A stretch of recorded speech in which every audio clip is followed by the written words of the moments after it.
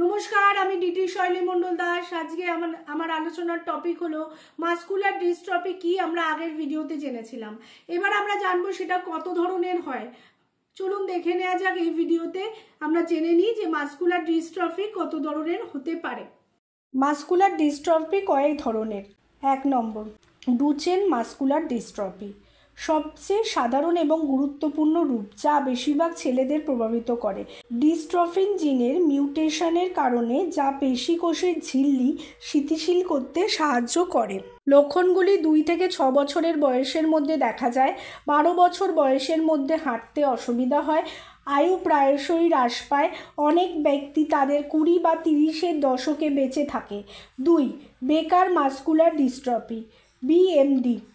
BMD ডিএমডির চেয়ে হালকা দেরিতে শুরু হয়। কিশোর থেকে প্রাপ্তবয়স্ক লোকেদের মধ্যে এই বিএমডি অর্থাৎ বেকার মাসকুলার ডিস্ট্রফি রোগটি দেখা যায়। ডিস্ট্রফিন জিনের মিউটেশনের কারণেও কিন্তু কম তীব্র প্রভাব পড়ে। কিছু ব্যক্তি 40 বছর বা তার পরেও হাঁটার ক্ষমতা বজায় রাখেন। মায়োট্রনিক ডিস্ট্রফি, প্রাপ্তবয়স্কদের মধ্যে এটি সবচেয়ে সাধারণ রূপ। পেশি শক্ত হয়ে যাওয়া, মায়োটোনিয়া এবং দুর্বলতা দ্বারা চিহ্নিত করা হয়, যা মুখের পেশি, হাত এবং ঘাড়কে প্রভাবিত করে।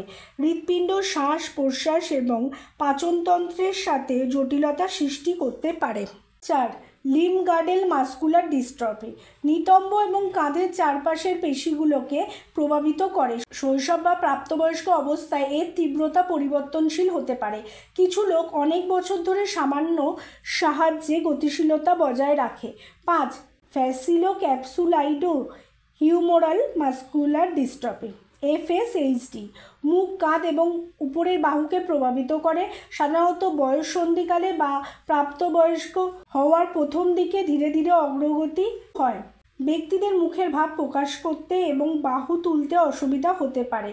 6. জন্মগত মাসকুলার ডিস্ট্রফি, সিএমডি, জন্মের সময় বা শৈশবের শুরুতে উপস্থিত হয়। লক্ষণগুলি হালকা দুর্বলতা থেকে গুরুতর দুর্বলতা পর্যন্ত পরিবর্তিত হয়, যা গতিশীলতা, শ্বাস প্রশ্বাস এবং খাওয়ানোর উপর প্রভাব ফেলে।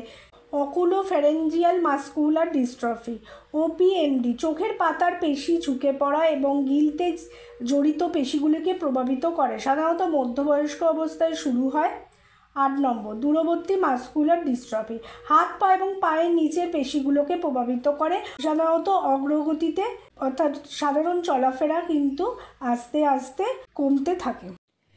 এই ভিডিওতে আমরা জানলাম কত ধরনের মাসকুলার ডিস্ট্রফি হয়।